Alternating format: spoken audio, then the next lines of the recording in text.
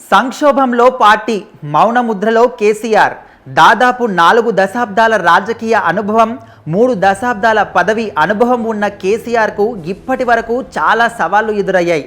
ఆ సవాళ్ళన్నీ కూడా పార్టీతో బయటి రాజకీయాలతో ముడిపడి ఉన్నవే.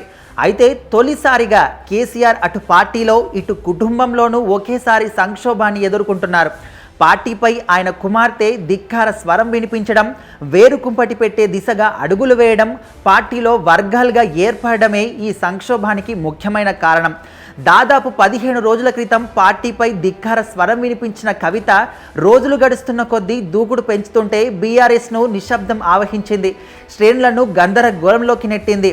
ఉదాహరణకు బుధవారం ఇందిరా పార్క్ వద్ద తెలంగాణ జాగృతి ఆధ్వర్యంలో కవిత ధర్నా చేశారు. కేసీఆర్కు కాళేశ్వరం కమిషన్ నోటీసులు ఇవ్వడాన్ని నిరసిస్తూ చేపట్టిన ఈ కార్యక్రమానికి బీఆర్ఎస్ పూర్తి దూరంగా ఉంది. ఒక్క నాయకుడు కూడా సంఘీభావం తెలిపేందుకు రాలేదు. సోషల్ మీడియాలోనూ మద్దతు కూడా తెలపలేదు.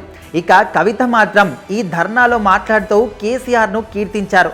తండ్రికి మద్దతు తెలపడం ద్వారా బీఆర్ఎస్లో కేసీఆర్ వర్గాన్ని తమ వైపు తిప్పుకునే ప్రయత్నం చేశారు. అదే సమయంలో కేసీఆర్కు నోటీసులు ఇస్తే బీఆర్ఎస్ పార్టీ సరిగ్గా స్పందించలేదని, అందుకే తాను ధర్నా చేస్తున్నట్లు చెప్పి పార్టీ వర్కింగ్ ప్రెసిడెంట్గా ఉన్న కేటీఆర్ను ఇండైరెక్ట్గా టార్గెట్ చేశారు.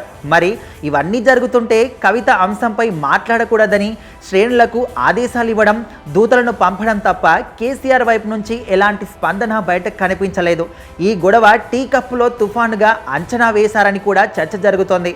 అయితే ఆ అంచనాలకు భిన్నంగా కవిత ఎపిసోడ్ మాత్రం పార్టీకి ఖచ్చితంగా నష్టం కలిగించింది.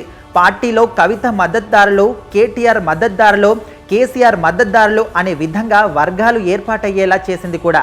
పార్టీ కీలక నాయకుల అభిప్రాయాలు, వారి వ్యూహాలు ఎలా ఉన్నా బీఆర్ఎస్ పార్టీలో ప్రస్తుతం నెలకొన్న పరిస్థితులను ప్రజలు మాత్రం సంక్షోభంగానే భావిస్తున్నారు. అంతేకాకుండా ఈ సంక్షోభం పార్టీని పతనం దిశగా తీసుకెళ్తుందేమోనని కూడా చర్చ కూడా జరుగుతోంది.